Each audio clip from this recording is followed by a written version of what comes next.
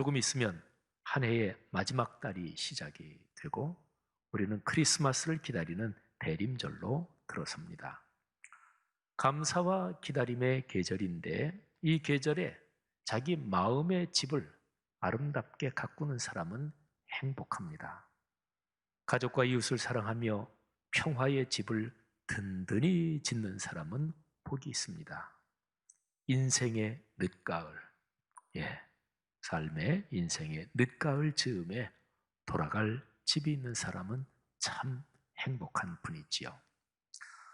오늘 설교의 성경 본문에 집에 관한 이야기가 담겨 있습니다.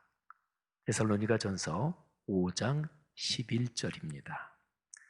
그러므로 피차 권면하고 서로 덕을 세우기를 너희가 하는 것 같이 하라. 우리 한글 번역에는 여기 집에 대한 얘기가 없는데 그렇게 들리지요. 저는 오늘 설교에서 5장 11절 안에 들어있는 헬라어 단어 2개를 제가 말씀드리겠습니다. 자, 먼저 첫 번째 단어입니다. 덕을 세운다. 11절에 표현되어 있죠. 이 단어를 잠깐 공부하겠습니다. 이 단어에 집이라는 뜻이 들어있거든요.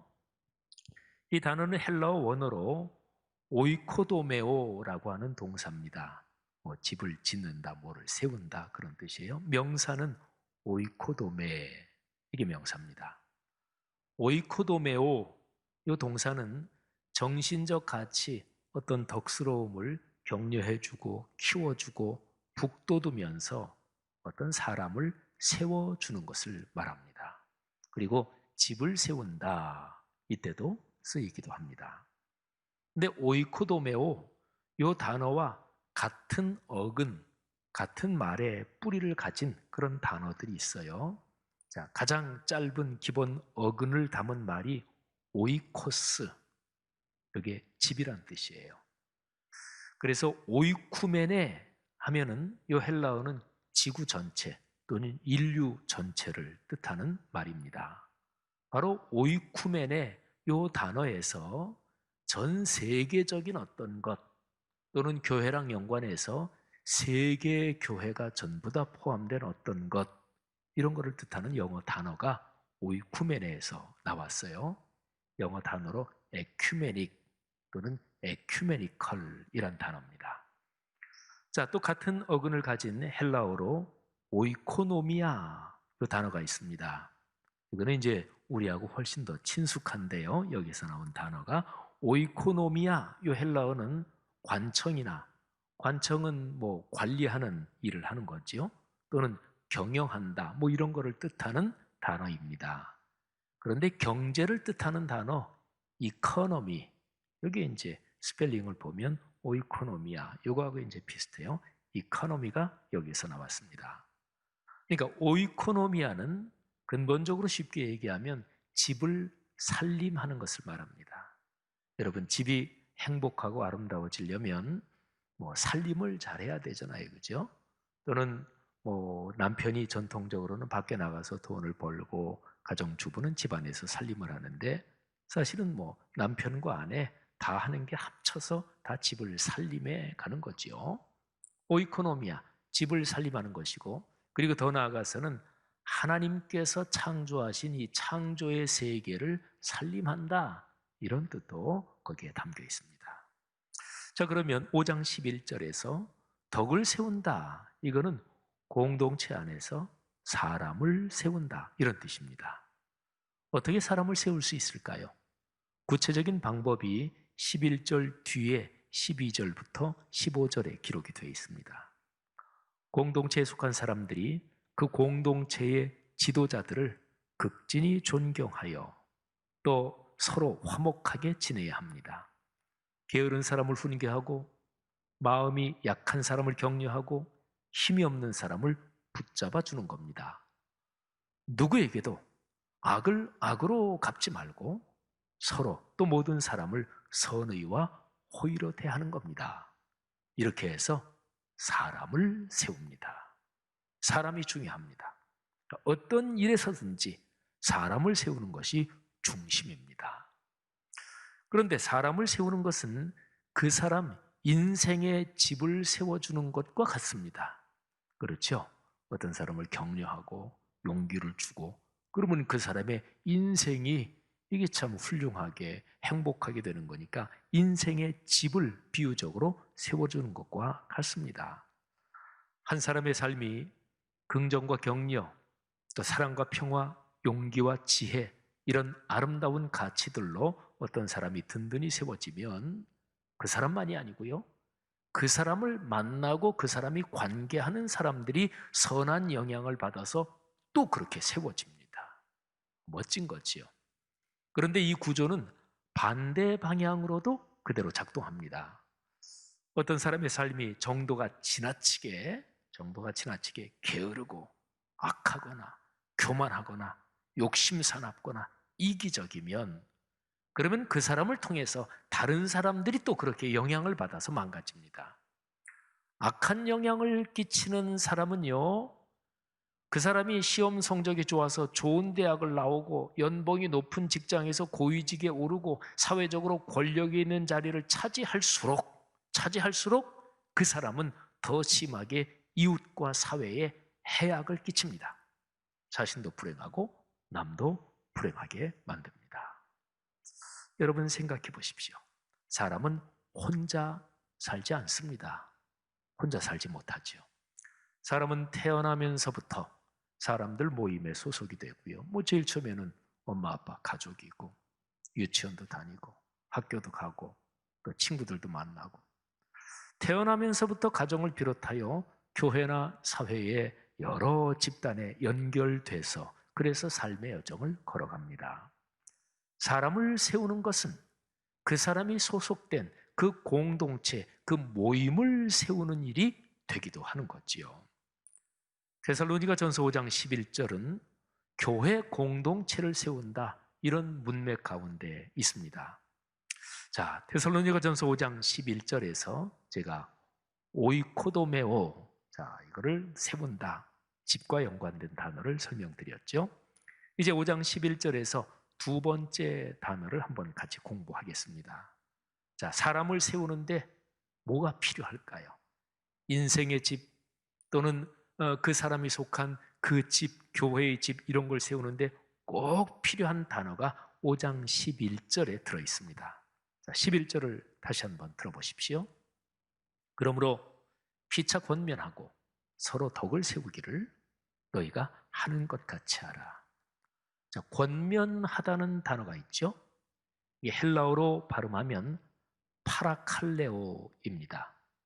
이 단어의 뜻이 굉장히 넓어요. 근데 이 단어의 뜻은 언제나 긍정적인 방향입니다. 파라칼레오, 이 단어에 들어있는 여러 가지 뜻을 제가 한번 대여섯 가지 말씀드리겠는데 여러분이 들으면서 한번 그림을 그려보십시오. 머리에 생각을 해보십시오. 아, 저런 뜻이구나. 그런데 저런 뜻, 그 분위기에 잘 어울리는 사람이 누굴까 한번 떠올려 보십시오. 여러분이 아는 분들 중에서 이 파라칼레오라는 단어가 가지고 있는 그 뜻, 여러 가지 뜻, 그 상황에 잘 어울리는 사람이 있는지 한번 생각해 보십시오. 사람이 살아오면서 파라칼레오, 이 단어에 잘 어울리는 그런 사람이 내 인생에서 많다. 그런 사람을 알고 있다. 그건 큰 복입니다. 자, 다음과 같은 뜻들이 담겨 있습니다. 권면하다, 조언하다, 격려하다, 변호해주다, 편들어주다, 위로하다, 힘을 주다, 옆에 있어주다. 아, 좋죠. 자, 그런데 어떻습니까? 여러분과 가까운 사람 중에 이런 분이 있습니까? 여러분이 삶의 여정을 걸어오면서 이런 인물과 이런 삶의 분위기를 가진 분들을 얼마나 많이 만나셨습니까? 이 단어에 가장 잘 어울리는 아주 정확하게 100% 어울리는 한 분을 제가 소개해 드리겠습니다. 자, 파라칼레오, 이 단어와 말의 뿌리, 어근이 같은 중요한 단어가 있습니다. 파라클레토스. 근데 이 파라클레토스란 단어가 개역 개정판 성경에 보혜사 이렇게 번역됐어요. 아, 그 단어구나. 그렇게 생각하시겠죠? 맞습니다. 성령님을 가리키는 보혜사, 이게 파라클레토스입니다. 파라클레토스라는 헬라어는 변호해 주는 분, 그러니까 변호사를 가리키는 말이기도 해요. 그리고 위로해 주는 분, 힘을 주시고 격려하고 내 편을 들어주고 내 옆에 힘들고 어려울 때 옆에 있어주는 분, 이런 거를 가리키는 단어입니다. 그러니까 보혜사 이 단어 파라클레토스는요, 그런데 성령님만이 아니고 예수 그리스도를 가리키는 말이기도 합니다. 요한복음 14장, 15장, 16장 이 세 장에 예수님이 하신 말씀이 길게 이 세 장에 다 담겨 있어요. 그리고 이 세 장에 성령에 대한 무지무지하게 중요한 가르침이 담겨 있어요. 아쉬운 것은 한국 교회가 성령 충만 이런 얘기를 할 때 요한복음 14, 15, 16장을 별로 참고를 안 한다는 게 안타깝고 아쉬운데요. 어쨌든 이 요한복음 14, 15, 16 이 세 장에 파라클레토스란 단어가 4번 나와요. 그 중에 제가 2가지만 말씀드려요. 14장 16절과 26절입니다. 먼저 16절. 예수님께서 하신 말씀이지요. 내가 아버지께 구하겠으니 그가 또 다른 보혜사를 너희에게 주사 영원토록 너희와 함께 있게 하리니. 아멘. 자, 주님께서 또 다른 보혜사 이렇게 표현하셨죠. 또 다른 보혜사, 그러니까 이미 보혜사가 있다는 얘기잖아요. 바로 예수님을 말씀하는 거예요. 예수님께서 십자가에 달리시고 제자들을 떠나신다는 상황에서 제자들이 막 불안해하니까 내가 떠나도 다른 보혜사가 내가 너희와 같이 있는 것처럼 그렇게 다른 보혜사가 오실 것이다, 이렇게 말씀하는 거죠. 자, 이제 26절을 이제 보십시오. 보혜사 곧 아버지께서 내 이름으로 보내실 성령, 그가 너희에게 모든 것을 가르치고 내가 너희에게 말한 모든 것을 생각나게 하리라. 아멘. 자, 보혜사가 하시는 일, 말씀을 생각나게 합니다. 그리고 말씀대로 살아갈 힘을 주십니다. 이게 성령의 능력이지요. 자, 파라클레토스가 나온 단어, 나온 구절 하나만 더 말씀드리면 요한 1서로 넘어가서 2장 1절인데요. 그런데 이 내용이 굉장히 중요합니다. 우리에게 무지무지하게 힘이 되는 단어예요. 요한일서 2장 1절에서는 파라클레토스란 단어가 대언자 이렇게 번역됐어요. 부활해서 승천하신 예수 그리스도께서 하나님 아버지 앞에서 우리를 대신해서 변호해 주시고 우리를 좋게 얘기해 주신다는 거예요.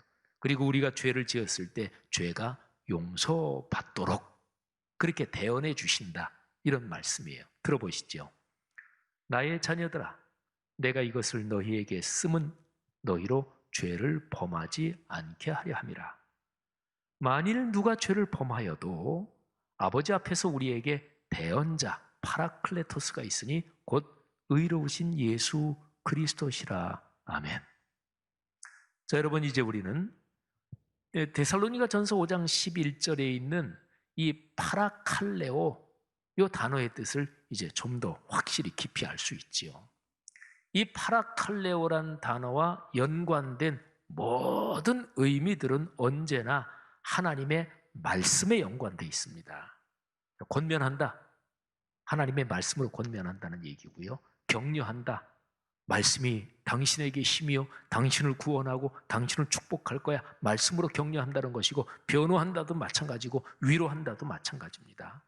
그러니까 파라칼레오하고 연관된 모든 뜻은 전부 다 말씀에 근거해서 말씀의 힘을 통하여 말씀의 열매를 맺게 한다, 이런 뜻입니다. 파라칼레오라는 단어, 이 단어가 지금 데살로니가 전서 5장 11절 그거를 묵상하는 거죠. 그런데 데살로니가 전서 전체 흐름에서 이 단어가 중요한 역할을 해요. 성경 말씀을 해석할 때는 언제나 문맥에서 해석을 해야죠. 그리고 문맥을 벗어난 해석은 필시 잘못됩니다. 이단들이 대표적이지요. 저는 2014년부터 한 4년 동안 제가 주일 설교를 그 주일 주보에다가 제가 100%다 실었었죠. 종결어미까지 정확하게. 제가 그렇게 한 이유가 있습니다. 한국 교회 성도들이 설교 안 듣는다. 의도적으로 안 듣는 얘기가 아니에요. 신앙생활 오래 하신 분들은 목사가 설교해도 뭐 그렇게도 해석할 수 있고 또 뭐 다르게도 해석할 수 있지. 말하자면 무의식적으로도 그렇게 생각하는, 그게 한국교회에 너무나 널리 퍼져 있다. 근데 1차적인 책임은 목사들 책임이다. 설교자 책임이다. 그래서 제가 성경 구절은 이렇게도 해석할 수 있고 저렇게도 해석할 수 있고 그런 구절이 있는 게 사실입니다. 하지만 성경 구절을 해석해서 전할 때는 이거는 엄중하고 중대한 거예요. 목숨이 걸린 문제이기도 해요. 그래서 그런 것 때문에 4년 동안 제가 정확하게 종결어미까지 설교문을 100% 주보에 실은 거예요. 그리고 2018년 이후부터는 주보에는 안 싣지만 지금도 매주일 한 설교를 정확하게 설교 원고 100%를 제 페이스북, 교회 페이스북에 싣습니다.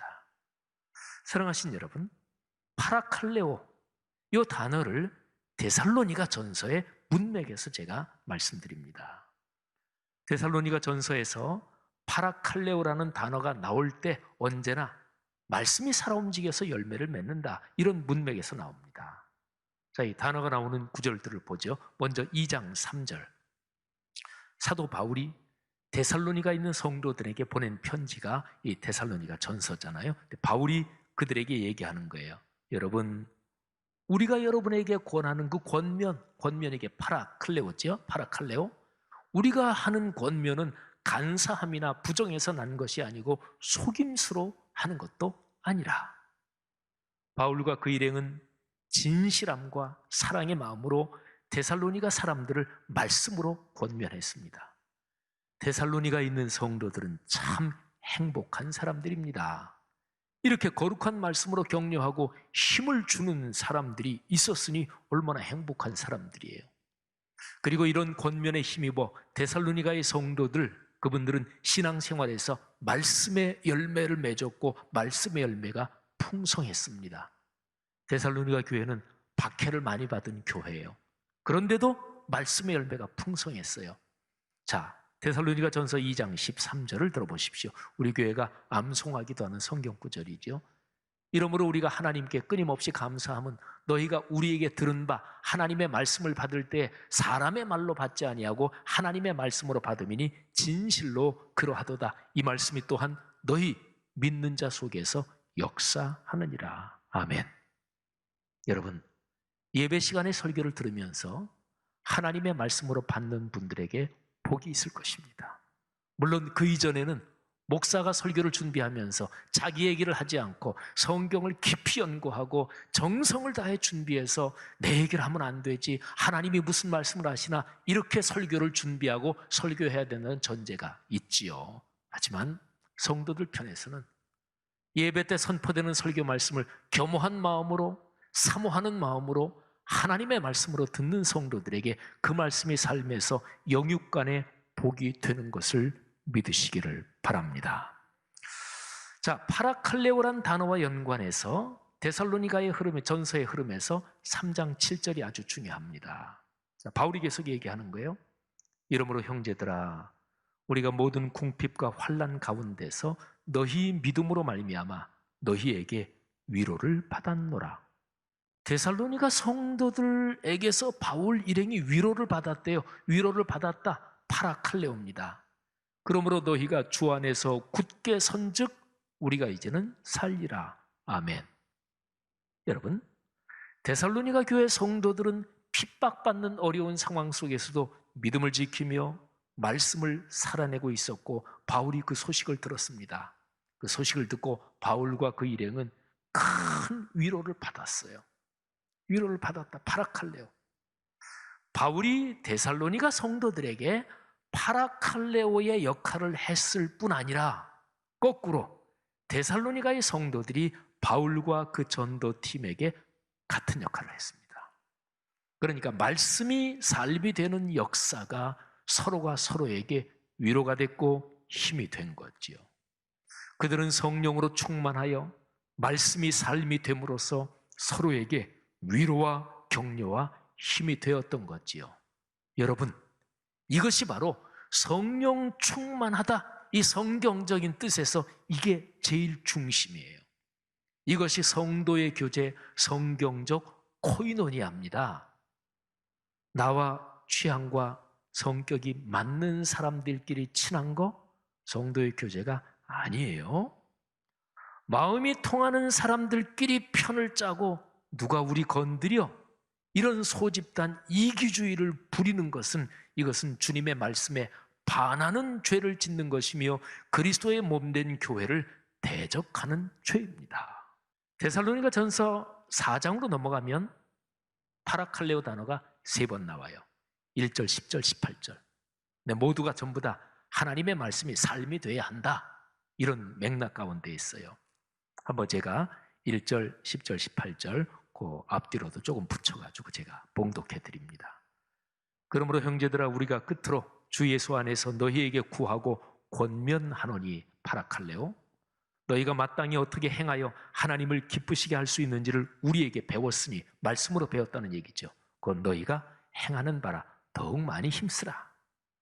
형제 사랑에 관하여는 너희에게 쓸 것이 없음은 너희들 자신이 하나님의 가르치심을 받아, 하나님 말씀의 가르침을 받아 서로 사랑하고 있다. 너희가 온 마게도냐 모든 형제에 대하여 과연 이것을 행하도다. 형제들아, 권하노니 파라칼레오, 더욱 그렇게 행하고, 그러므로 이러한 말로 서로 위로하라, 위로하라, 파라칼레오.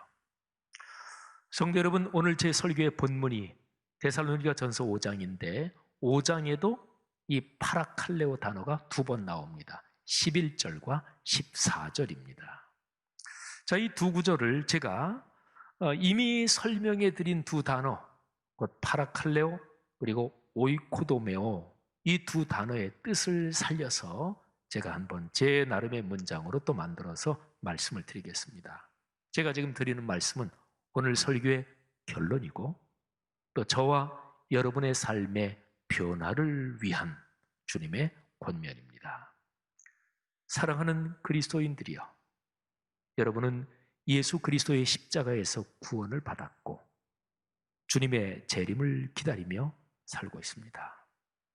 그러므로 성령의 가르침을 따라 성경 말씀으로 서로 격려하며 사람을 세우십시오. 한 사람 한 사람을 세움으로써 그 사람 인생의 집을 아름답게 세워주고, 더 나아가서 가정의 집과 교회의 집을 든든하게 세우십시오. 집을 세우는데 가장 중요한 기초는 말씀이 삶이 되는 일입니다. 여러분이 지금까지 말씀을 묵상하며 살아온 것처럼 계속 힘쓰십시오. 말씀 묵상에 힘쓰지 않았던 분들은 돌이켜 말씀을 묵상하십시오. 게으르거나 약하거나 힘이 없는 사람을 내치면 안 됩니다. 인내하면서 그들을 잘 붙잡고 세워주십시오. 악으로 악을 갚지 말고 누구를 만나든지 어떤 상황에서든지 타인을 선대하십시오. 꼭 기억하십시오. 해질녘에 돌아갈 집이 있는 사람은 행복합니다. 성도 여러분, 중요한 것은 파라클레토스의 파라칼레오, 곧 성령의 권면, 그리고 이로써 집을 세우는 것입니다. 성령의 가르침과 인도하심을 따라 거룩한 말씀으로 사람을 세우는 것, 한 사람의 인생의 집과 가정의 집과 교회의 집을 세우는 것입니다. 거룩한 말씀으로 사회와 나라의 집을 세우고 더 나아가서 지구 행성의 집을 세우라는 것입니다. 우리 교회의 비전 문장이 바로 이것입니다. 하나님 말씀의 거룩한 리더십으로 그리스도인의 삶과 세계를 변화시킨다. 아멘. 이 일에 헌신하는 모든 분에게 하나님의 축복이 함께 하실 것입니다. 이 아름다운 가을, 여러분에게 그런 복이 넉넉하기를 주님의 이름으로 축복합니다.